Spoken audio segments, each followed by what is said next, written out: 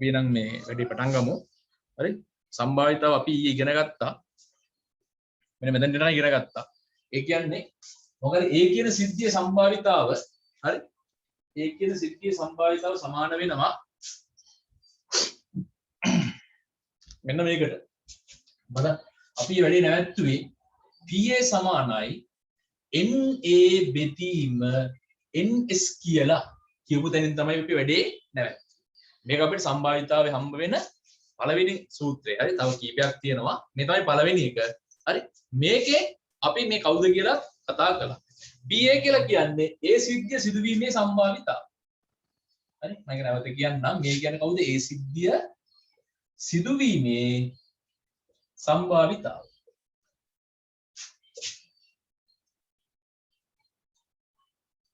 ඒ සිද්ධිය සිදුවීමේ සම්භාවිතාව. NA කියලා කියන්නේ ඒ සිද්ධියේ අවයව ගන්න. කියන්නේ ඒ සිද්ධියට අදාළ අවයව ගන්න. ඒ සිද්ධියේ අවයව ගන්න. right. ඒක පැහැදිලිව ඉස්සති කතා කළා. NS කියලා කියන්නේ නියදි අවකාශයේ S කියන්නේ අපි නියදි අවකාශයට නියදි අවකාශයේ අවයව ගන්න. right. නියදි අවකාශයේ අවයව ගන්නට තමයි අපි S කියලා කියන්නේ. right. අපි එතකොට මෙන්න මෙතනින් අපි ඊයේ නැවැත්තුවා. හරි අපි මේකට අද ගණන් දෙකක් තුනක් කතා කරලා මේකේ අවසන් කටයුතු සිද්ධ කරමු. right ලියා ගන්න ගානක්. හරි. ලියා ගන්න ගානක් සම්භාවිතාව නෝට් එකේ ලියන පොතේ උඩ. හරි. ලියා ගන්න ගානක්.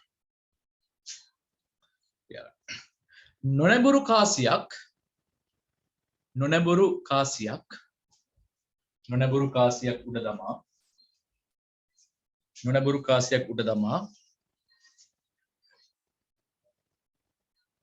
වැටෙන පැත්ත නිරීක්ෂණය කරන නොනැඹුරු කාසියක් උඩ දමා වැටෙන පැත්ත නිරීක්ෂණය කරන පරීක්ෂණයකදී වැටෙන පැත්ත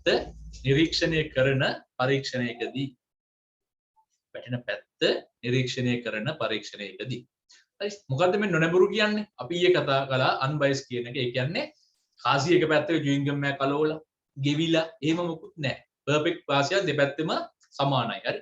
එක පැත්තක් බර වැඩි බර අඩු එහෙම කතා කරන්නේ නොනැඹුරු කියලා කියන්නේ ඒක. හරි. ගොඩක් සම්භාවිතාව ගණන් වල වල නොනැඹුරු කියන කතන්දරේ එනවා. හරි. ධාතු කැටයක් ගත්තාම නොනැඹුරුයි. මම අර ඊයේ කිව්වේ ලී ಜಾති දෙකකින් හදන්න බෑ කියලා ධාතු කැටයක්. ධාතු කැටයක් හදන්නේ එක ලී ಜಾතියකින් තමයි හදන්න ඕනේ. එකක් ඔස් ලීයෙන් හදලා එහා පැත්ත පුළුල් ලීයෙන් හදුවොත් ධාතු කැටේ නොනැඹුරු ගතිය නැතුව ගිහලා ඒක නැඹුරු බවට පත් වෙනවා. හරි. වැටෙන පැත්ත නිරීක්ෂණය කරන පරීක්ෂණයකදී රෝමිලක්කම් එක නියද අවකාශයේ ලියා NS හොයන්න නියද අවකාශය ලියා NS හොයන්න මෙයාව නියද අවකාශය ලියා NS හොයන්න. ඒ කියන්නේ නියද අවකාශයේ අවයව ගණන හොයන්න කියලා කියනවා. නියද අවකාශය ලියා NS හොයන්න. රෝමිලක්කම් 2 සිරස ලැබීමේ ප්‍රතිඵලය A නම් සිරස ලැබීමේ ප්‍රතිඵලය කැපිටල් A නම් සිරස ලැබීමේ ප්‍රතිඵලය කැපිටල් A නම් සිරස ලැබීමේ ප්‍රතිඵලය කැපිටල් A නම් එහි අවයව ලියා NA සොයන්න. එහි අවයව ලියා NA මම බෝඩ් එකේ ලියනවා. NA හොයන්නලු. එහි අවයව ලියලා හොයන්න. එහි අවයව ලියා NA සොයන්න.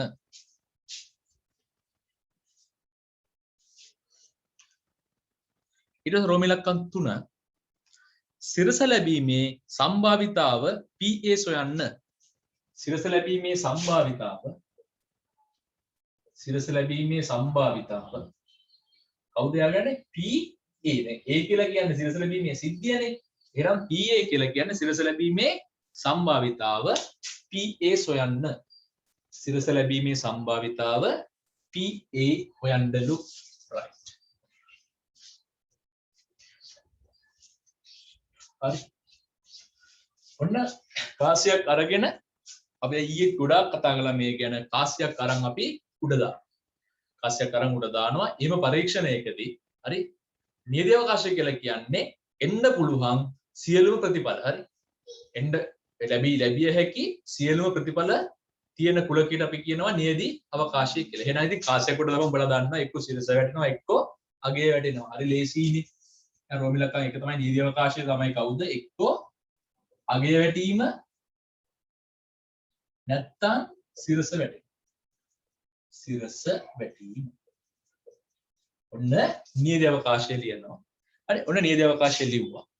නියදී අවකාශය ලිව්වට පස්සේ ඒකගේ අවයව ගන්න ලියන.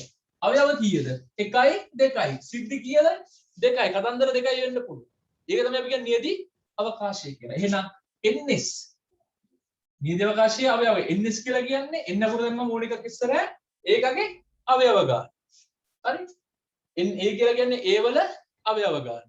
nb කියලා කියන්නේ b වල අවයව ගන්න. එහෙනම් ns කියලා කියන්නේ මෙයාගේ අවයව ගන්න. මේ කුලකේ අවයව කීයද? 1යි 2යි. එහෙනම් ns කීයද? 2. ns 2යි. right. ඊට පස්සේ අහනවා සිරස ලැබීමේ ප්‍රතිඵලය a නම් එහි අවයව ලියා na සොයන්න. අනේ සිරස ලැබීමේ ප්‍රතිඵලය a නම් එහෙනම් සිරස a කියන්නේ කවුද? සිරස ලැබීම. වෙන අවයවයක් නැහැනේ. සිරස ලැබීම මිසක් අගේ ලැබීම මෙයාගේ අවයවයක් නෙමෙයිනේ. එහෙනම් ඒ සිද්ධිය කියන්නේ කවුද? සිරස ලැබීම. හරි එයා කියනවනේ සිරස ලැබීමේ ප්‍රතිඵලය a නම් සිද්ධිය a නම් එයාගේ අවයව ටික මොකද්ද? උඩ දාපුවම සිරස හම්බෙන එක තමයි එයාගේ අවයවය. හරි. එහෙනම් na වල අවයව ගන්න කීයද? na වල අවයව ගන්න කීයද? 1යි. සිරස ලැබීම විතර. na වල අවයව ගන්න කීයද? 1යි. ඊට පස්සේ අහනවා සිරස ලැබීමේ සම්භාවිතාව pa හොයන්න. සිරස ලැබීමේ සම්භාවිතාව අපිට අහන්න කියනවා pa හොයන්න. සිරස ලැබීමේ සම්භාවිතාව. pa සමානයි කවුද? na බෙදීම ns. na බෙදීම ns. na කියන්නේ කීයද? na කෝ මෙතන තියෙනවා 1යි. ns කියන්නේ කීයද? 2යි. එහෙනම් තේරෙනවද සිරස ලැබීමේ සම්භාවිතාව කීයද? 2කින් 1යි. එහෙනම් ලියන්න සිරස ලැබීමේ සම්භාවිතාව කීයද? 2කින් 1යි. හරි නේද? කාසියක් උඩ දාපුවාම සිරස හම්බෙන එකේ සම්භාවිතාව කීයද? 2කින් 1යි. අපි අටීරියම කිව්වේ 2කින් 1යි. දෙකක් තියෙනවා එකක් හම්බුණා. සිද්ධ වෙන්න පුළුවන් දෙකක්. ඒකෙන් 1යි සිරස වෙන්න. අගේ ලැබීමේ සම්භාවිතාවත් කීයද? 2කින් 1යි. ඕක ඔන්න ඔහොමයි පුතේ එන්නේ. ඔය ඒතර කලින් ඉගෙනගෙන තියෙනවා 2කින් 1යි කියලා අපි දන්නවා ඇත්ත කතාව. ඒක එන්නේ කොහොමද? එන්නේ මෙන්න මෙහෙම. ඕනෑම සිද්ධියක සම්භාවිතාව සමාන වෙනවා එයාගේ අවයව ගන්න බෙදීම නියදී අවකාශයේ අවයව ගන්න. හරි? right. ලියාගන්න. තේරෙන්නේ නැත්නම් කියන්න. හරි? තේරෙන්නේ නැත්නම් කියන්න තව ගණන් දෙකක් තුනක් හදද්දී ඔයාලට පතන්දරේ තේරෙනවා හොඳට. right.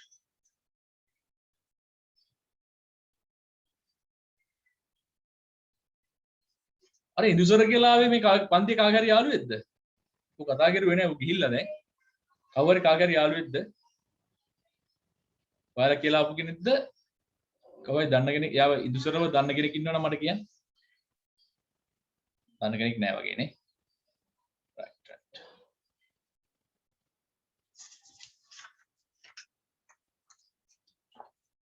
ඉරංගෙම කියපු කෙනෙක් නෙවෙයි නේද? ඔයාලගේ යාළුවෙක් නෙමෙයි ඉරංග?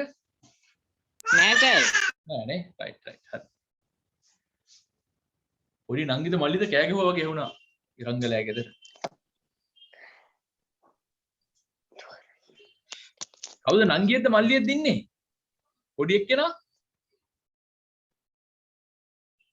මල්ලිය සර්. right right හොඳයි. එතකොට මල්ලිලා දෙන්නයි නේ.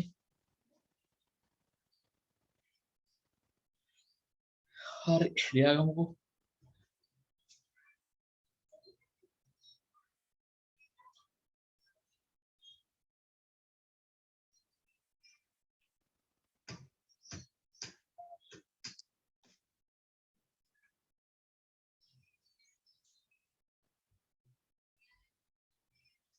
ඊළඟ උදාහරණය ලියා ගන්න. මේ ගණන් දෙක තුනක් හරියට වැඩි හරියනවා. බය වෙන්න එපා. ඊළඟ උදාහරණය ලියාගමු අපි. මේක ලියලා ඉවරයි නේ. හරි හරි පොඩ්ඩයි.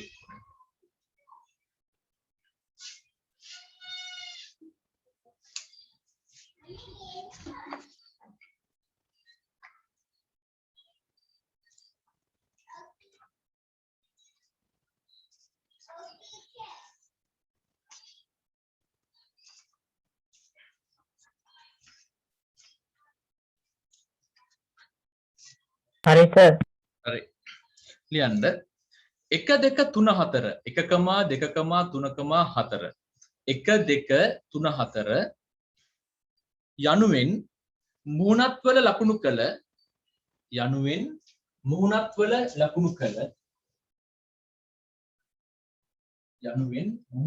ලකුණු කළ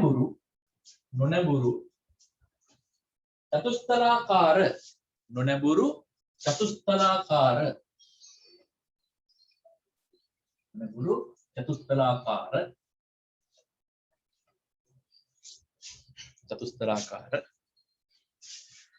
ධාතු කැටයක් උඩ දමා මේසේ ස්පර්ශ වන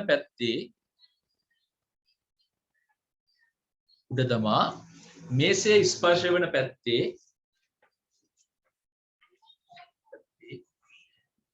අංකය සටහන් කිරීමේ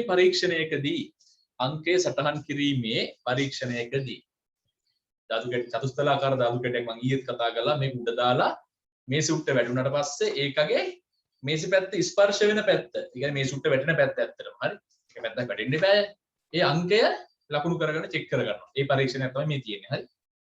මේසෙ ස්පර්ශ වෙන පැත්තේ අංකය සටහන් කිරීමේ පරීක්ෂණයකදී රෝමි ඉලක්කම් 1 ලැබෙන අංකය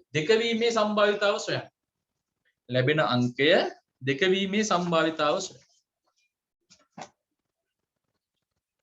රෝමි ඉලක්කම් 2 ලැබෙන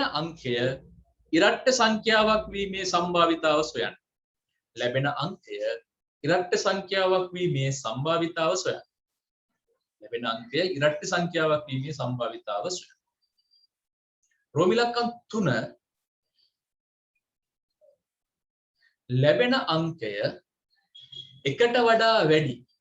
ලැබෙන අංකය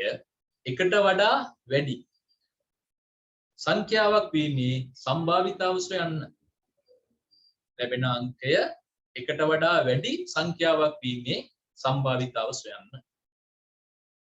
ලැබෙන අංකය එකට වඩා වැඩි සංඛ්‍යාවක් වීමේ සම්භාවිතාව සොයන්න. ෂොක් ගන්න. හරි. කතන්දරේ මෙහෙමයි. දැන් ලියාගන්න. පොතේ තියෙනවා. හරි. අපි පැහැදිලි කරගමු. චතුස්තරාකාර ධාතු කැටයක් තියෙනවා පුතේ. හරි.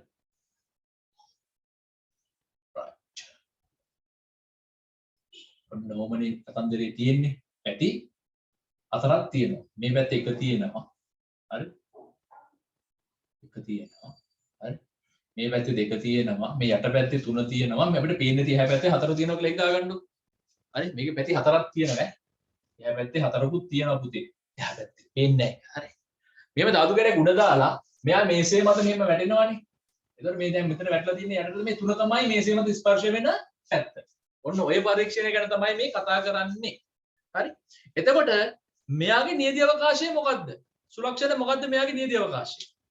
අපි පොඩ්ඩක් කතා කරලා කරමු. කට්ටිය අඩුයිනේ. හරි. නියති අවකාශය මොකද්ද සුලක්ෂණ? මොකද්ද නියති අවකාශය කියන්නේ? වෙන්න පුළුවන් සියලුම සිදුවීම් අඩංගු කුලකය. වෙන්න පුළුවන් හැම එකක්ම මොකද්ද? ඉතින් මේ උඩ දාපුවම එකේ ඉඳන් 1 2 3 4 කියලානේ පැතිවල තියෙන්නේ. එතකොට මේ පොළවේ මේ මේසේ ස්පර්ශ වෙන්න පුළුවන් එක්ක 1 නැත්තම් 2 නැත්තම් 3 නැත්තම් 4. එහෙනම් නියති අවකාශය කියන්නේ මොකද්ද? එක්ක 1 2 3 4. ඔය ටිකනේ වෙන්න පුළුවන්. නැත්නම් එක වැටීම දෙක වැටීම තුන වැටීම හතර වැටීම කියලා ලිව්වත් වරදක් නැහැ. හරි. මෙන්න නියත අවකාශය. එක්ක එක වැටෙනවා නැත්නම් දෙක වැටෙනවා තුන වැටෙනවා නැත්නම් හතර වැටෙනවා. හරි. මොකක්ද අහන්නේ? හරි. ns කීයද? නියත අවකාශය අවයව ගාන කීයද? ඒකවත් කියන්න කීයද? යකෝ මේක ගන්න කිව්වා. 4යි. 3යි 4යි. 4යි. මට පාළුයි ඈ. ඒ ඉතින් කට්ටිය උත්තර දෙන්න ඕන. 4යි. හරි. ns සමාන කීයද? 4යි. ඔය ටික හරි. රෝමි ඉලක්කම් 1 මොකක්ද කියන්නේ? අංකය දෙක වීමේ සම්භාවිතාව.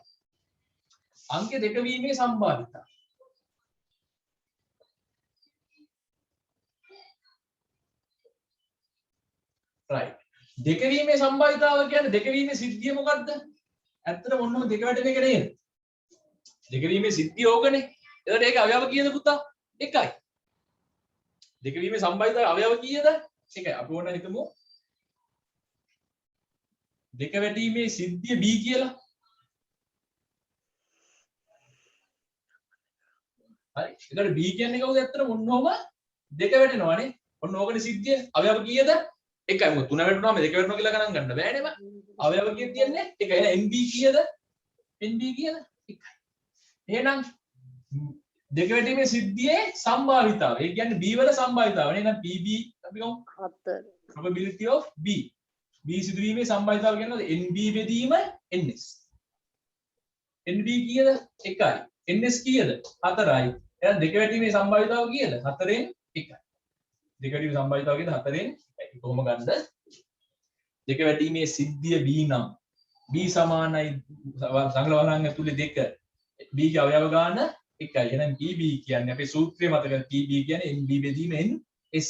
එක බෙදීම 4. රෝමී ඉලක්කම් 2. රෝමී ඉලක්කම් 2. right. ලැබෙන අංකය ඉරට්ට සංඛ්‍යාවක් වීමේ සම්භාවිතාව සොයන්න. ලැබෙන අංකය මෙසේජ් එකක් දාලා තියෙනවා මම දෙක දැක්කේ නෑ බලමු. හරි. ලැබෙන අංකය ඉරට්ට සංඛ්‍යාවක් වීමේ සම්භාවිතාව සොයන්න. එහෙනම් අපි හිතමු ඉරට්ට සංඛ්‍යාවක් වීමේ අවිස්ස මෙහෙම දීලා ගන්න ඕනේ නෑ. සංඛ්‍යාවක් වීමේ සිද්ධිය මොකද්ද? ලැබෙන අංකයේ ඉරට්ට සංඛ්‍යාවක් වීමේ සිද්ධිය මොකද්ද? එක්ක දෙක වැටෙන්න ඕනේ නැත්තම් හතර වැටෙන්න ඕනේ නේ. එක්ක දෙක වැටෙන්න ඕනේ නැත්තම් හතර වැටෙන්න ඕනේ. අපි සිද්ධිය අපි c කියලා ගමුකෝ. ඉරට්ට සංඛ්‍යාවක් වීමේ සිද්ධිය මොකද්ද? c කියලා ගත්තා. එහෙනම් c වල අවයව කීයද? එක්ක දෙක නැත්තම් හතර වැටෙන්න ඕනේ නේ. එහෙනම් nc කීයද? nc කීයද? 2යි. c කුලේ අවයව ගාන කීයද? 2යි. එහෙනම් ඒ සිද්ධියේ සම්භාවිතාව කියන්නේ මොකද? pc. pc සමානයි මොකද්ද සූත්‍රයේ nc බෙදීම ns. nc කියන්නේ කීයද? 2යි. ns කියන්නේ 4යි. 4න් 2යි නැත්තම් 2න් 1යි. ඔන්න ලැබෙන සංඛ්‍යාව ඉරට්ට සංඛ්‍යාවක් වීමේ සම්භාවිතාව කීයද? 4න් 1යි. පැහැදිලිද? ලැබෙන සංඛ්‍යාව ඉරට්ට සංඛ්‍යාවක් වීමේ සම්භාවිතාව සිද්ධිය c නම් c වල අවයව ගාන මේ තියෙන්නේ. මෙන්න අවයව ගණන තියලා මෙන්න අවයව ටික දෙක තියෙනවා. අවයව ගාන 2යි. එහෙනම් pc කියන්නේ c වල සම්භාවිතාව සමානයි c වල අවයව ගාන බෙදීම s වල අවයව ගණන. දෙක බෙදීම 4 2න් 1යි. right. තුන්වෙනි එක අහනවා එකට වඩා වැඩි සංඛ්‍යා තුනක් ඇත. මොකද්ද මේක නෑ. අංක එකට වඩා වැඩි සංඛ්‍යාවක් වීමේ සම්භාවිතාව අහනවා. අංක එකට වඩා වැඩි සංඛ්‍යාවක් වීමේ සම්භාවිතාව 1 3 4. හරි. එතකොට ඒ සිද්ධිය මොකද්ද? මම මෙතන ලියන්නම් පොඩ්ඩක්. එකට වඩා වැඩි සිද්ධිය අපි හිතමු d කියලා.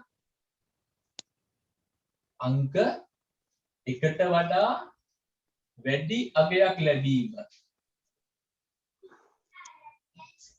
ලැබීමේ සිද්ධිය අපි ගමු r කියලා.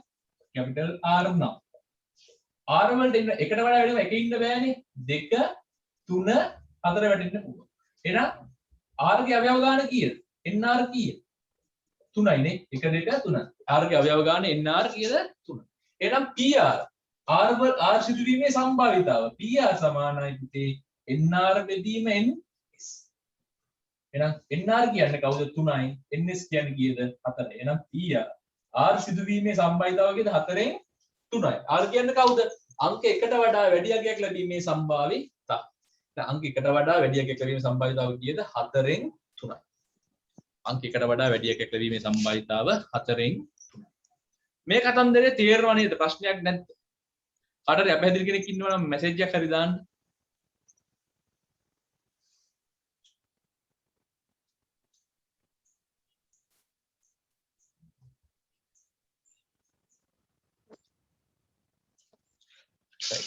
අත උස්සන්න මේක තේරෙන්නේ නැති කට්ටිය.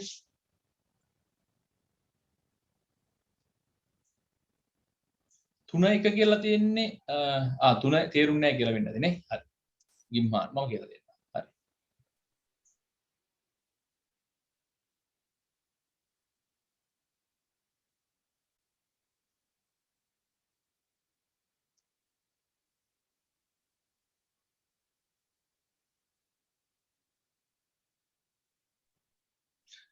දැන් කියන්නේ අංක එකට වඩා වැඩි සංඛ්‍යාවක් වීමේ සම්භාවිතාවනේ අපෙන් ඉම්හන් අහන්නේ.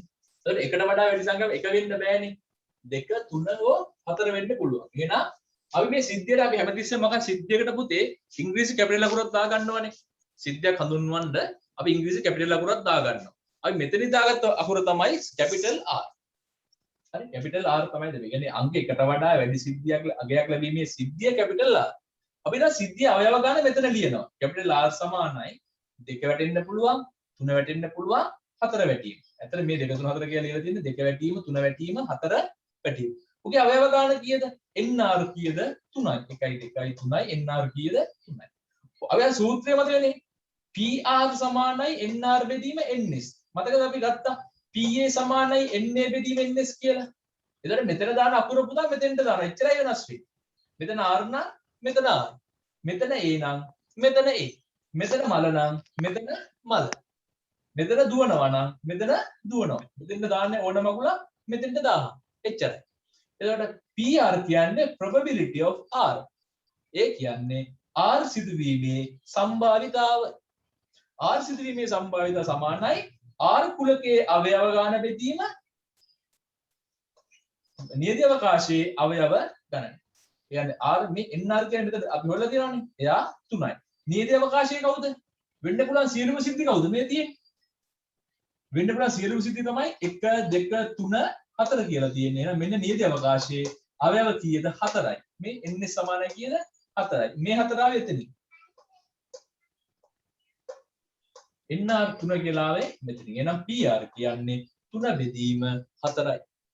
3 බෙදීම 4යි. ඊමාන් තේරුණාද පුතේ දැන්? හරිද? ඔව් සර්. right good. තේරුණා. හරි. අන්නේ වහන්න හරි. අහන එක අනිත් තුන්ටත් හොඳයි. මටත් හොඳයි. හරි. උඹලටත් හොඳයි. right. පුතා මම මේක ලියා ගන්න ඔයාලා මේ ලියන ගමන් මම පොඩ්ඩක් කියන්නම් මේ මම පොඩි මොකද්ද මේ පෝස්ට් එකක් හදනවා. හරි. පෝස්ට් එකක් හදනවා මම ඔයාලට පොඩ්ඩක් ෆෝවර්ඩ් කරන්නම්. ඔයාලගේ යාළුවන්ට පොඩ්ඩක් ඔය ඔයාලගේ ගෲප් තියෙනවනේ. ඒ ගෲප් වලට පොඩ්ඩක් දාන්න මේ පෝස්ට් එක ඒ කට්ටියට ෂෙයා කරලා දාන්න. හරි. මේ ක්ලාස් එකක් ගැන වෙන එකක් නෙමෙයි. මේ මම ඒක හදලා ඔයාලට දාන්න. ඔයාලා පොඩි ඒ සහයෝගය මට දෙන්න. යාළුවෝ අතර පොඩ්ඩක් බෙදා හරින්න මතක් කරලා නේ. අමතක කරන්නේ නැතුව පොඩ්ඩක් මතක් කරලා පණිවිඩය පොඩ්ඩක් බෙදලා දෙන්න. හරි. මම පෝස්ට් එක එවන්න. right.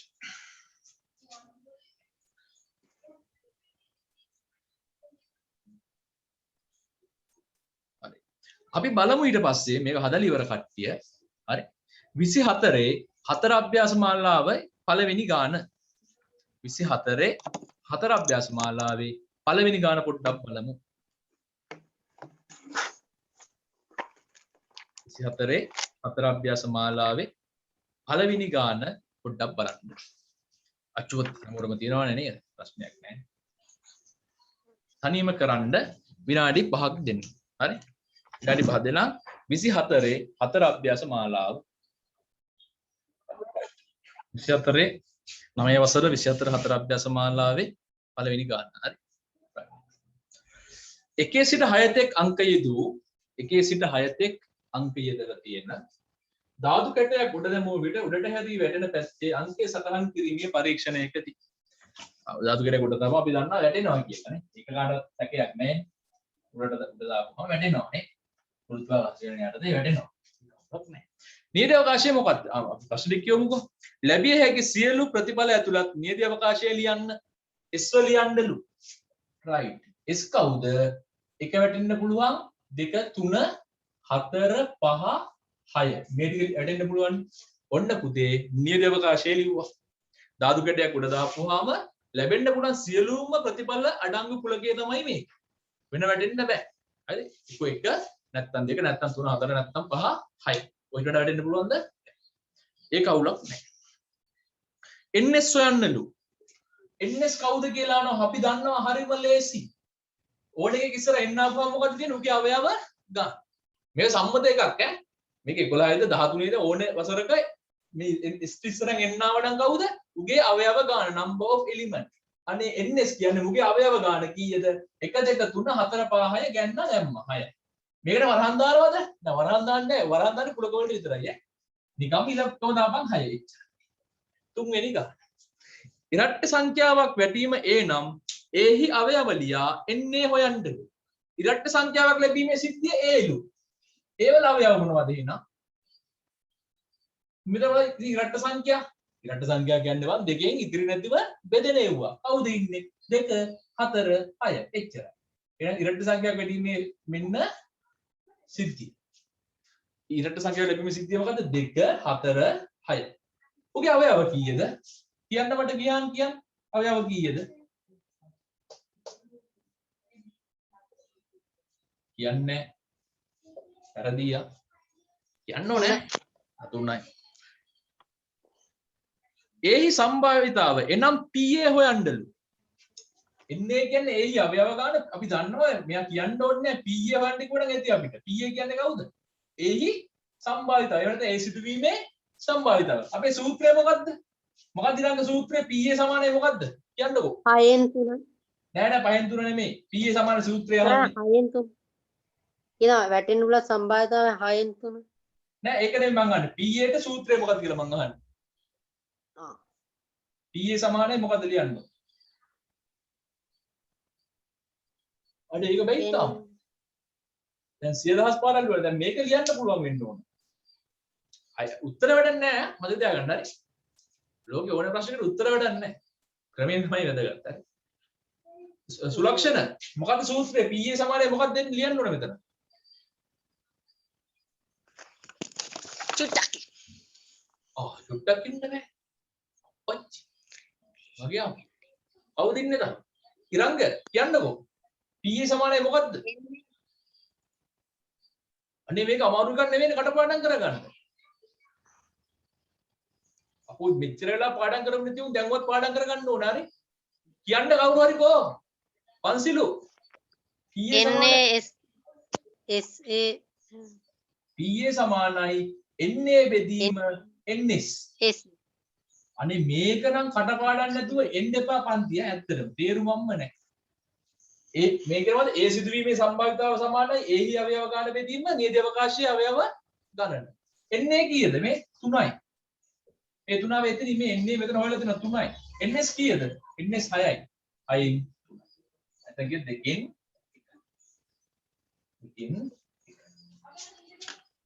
පස්වෙනි එක මොකක්ද අහන්නේ? පස්වෙනි එක අහන්නේ මොකක්ද? ප්‍රථමක සංඛ්‍යාවක් සහිත අංකයක් වැටීමේ සම්භාවිතාව අහනවා.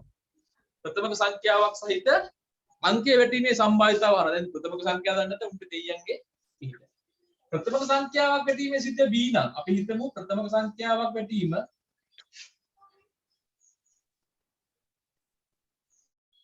ලියන්න ඕන ඔයාලා සිද්ධිය කැපිටල් B නම් අපිට B වල අවයව ටික ලියන්න පුළුවන් නේද? කියන්න මෙතන තියෙන ප්‍රථම සංඛ්‍යා ටික කියන්න. මෙතන තියෙන ප්‍රථම සංඛ්‍යා ටික කියන්න. 2 3 5 2 3 5 2යි 3යි 5යි එච්චරයිනේ. එකෙනුත් එම සංඛ්‍යාවෙනුත් පමණක් බෙදෙන සංඛ්‍යාව තමයි ප්‍රථමක සංඛ්‍යාව කියන්නේ. මම කියලා දෙද. දැන් NB කීයද? NB සමානයි කීයද? 1 2 3. 3. B වල අවයව ගන්න කීයද? 3. එහෙනම් PB කියන්නේ මොකක්ද? B සිදුවීමේ සම්භාවිතාව. ඒ කියන්නේ ප්‍රථමක සංඛ්‍යාවක් වැටීමේ සම්භාවිතාව. NB කියන්නේ B සිදුවීමේ සම්භාවිතාවනේ. අපි මෙතන B අර්ථ දක්වලා තියෙනවා. B ගැන කියලා තියෙනවා. කවුද B කියන්නේ? ප්‍රථමක සංඛ්‍යාවක් වැටීමේ සිද්ධිය නේ. එහෙනම් ප්‍රථමක සංඛ්‍යාවක් වැටීමේ සිද්ධියේ සම්භාවිතාව තමයි PB කියන්නේ. මේ සූත්‍රය මට කියන්න. සුලක්ෂණ කියන්න. PB සමානයි මොකක්ද?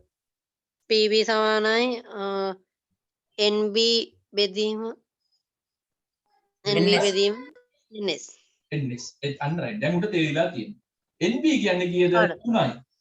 NS කියන්නේ කීයද? 6යි. 6 මේ 3 බෙදීම 6 කියන්නේ දෙකෙන් 1යි. එයත් දෙකෙන් right. ඔන්න ගාන ලියා ගන්න. තේරෙන්නේ නැති අය මට ඉන්නවා නම් කියන්න. මේක නම් පුතේ ලියා ගන්න පුළුවන් වෙන්න ඕන. හරි. මෙතන බං මේක යපුව ඇති දෙයක් නැහැ. අනේ මන් දන්නේ. බය වෙලාද? බය වෙන්න එපා. අපි ඉන්නවානේ බය වෙන්න එපා. ගණන් නම් ඕන එකක්. හරි. PA සමානයි NA වෙදීම NS. උදේ වෙනස් වෙන්නේ කවුද? ඒ රත්තරනේ. මෙතන බං B આવුත් මොකද වෙන්නේ? මෙතන B එනවා. මෙතන B එනවා. මෙතන C આવුත් මොකද වෙන්නේ? මෙතන C වෙනවා. වෙන මුත් වෙනස් වෙනවද? නැහැ. මෙතන ත්‍රිකෝණය આવුත් මොකද වෙන්නේ? මෙතන ත්‍රිකෝණයක් එනවා. මෙතන මලක් આવුත් ඉතින් මෙතන මල එනවා. ns වෙනස් වෙනවද යට තියෙන එක නා නෑ වෙනස් වෙන්නේ නෑ. හරිම සුන්දරයි. වරද්දන්න එපා. එහෙනම් මෙතනින් මේ පාඩම ඉවරයි. ඒ කියන්නේ මම තියරි උගන්වලා ඉවරයි. ඔයාලට පුළුවන් 24 හතර අභ්‍යාස මාලාව කරන්න. 24 homework තියෙනවා. 24 හතර අභ්‍යාස මාලාව කරගෙන මට එවන්න අඟහරුවාද වෙද්දි කට්ටියම එවන්න අනිවාර්යෙන්ම බලලා දෙන්න. හරි? අරලා බලලා. ඔව් කියන්න.